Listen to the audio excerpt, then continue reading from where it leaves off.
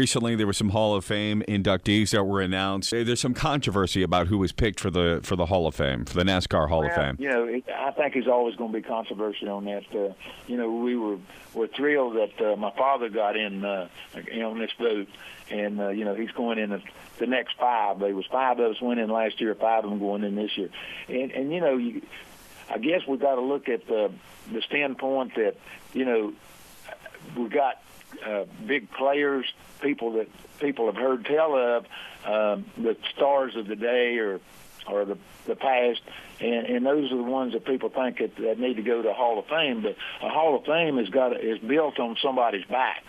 And so that means that there wouldn't have been a Richard Petty if there hadn't been a Lee Petty or a Bill France from the history standpoint. So we felt like that when the voting panel did, they said, okay, let's put in, Pierce and Allison. These are people that are everyday names in racing. But then when you go back and you say, okay, we've got to put some old-timers in there, because without the old-timers, there wouldn't be no new-timers. So, and there's always going to be controversy. But any of the guys that didn't make it this year has got a good chance to make it next year. So in the future, you say, well, I'm in the Hall of Fame. They don't ask you if you're the first one in or the last one in. What's the one glaring name that jumps out at you of somebody that absolutely should be in there right now? The big deal this year was, they left out Cale and they left out Darrell Waltrip, and that's the controversy of the day. I turn around and I look at, Dale Inman, who won 8 championships. Nobody's even close to that. They didn't put him in. The points race is on right now. The chase is on. I mean, who's going to come out on top? When they get to running for the championship and, with the 10-race deal, all these guys that are running are champion caliber drivers. The big deal is having the situations for 10 races. Jimmy Johnson seems to have things going for him. He's under the right star right now or whatever, and anything that happens good for him, and it happens bad for somebody else. But that can turn around anytime.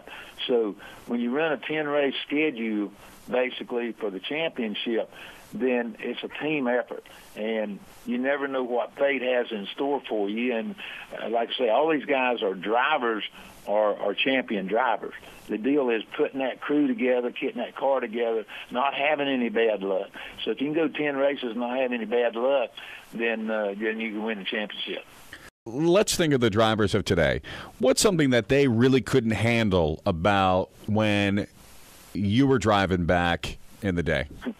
Okay, see all these guys now, they've got all these comfortable seats, everything's safer, all that kind of stuff. But the big deal is we didn't have power steering in these cars.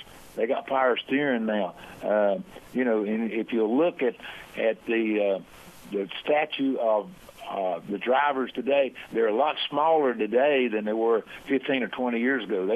You had to be a pretty hefty guy just to be able to turn the steering wheel for 5 hours or 500 miles or whatever it was.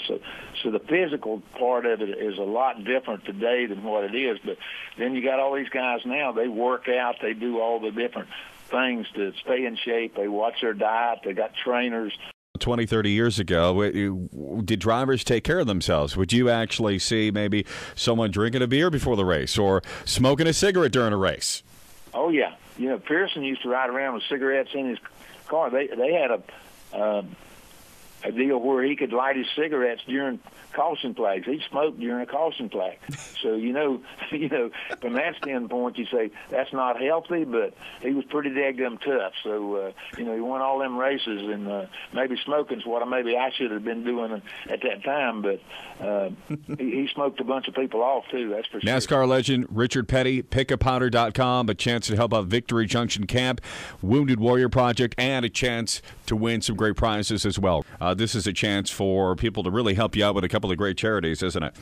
Oh, yeah, it really is. The first thing, you go on pickapowder.com, and, I want you to vote Team Richard, okay?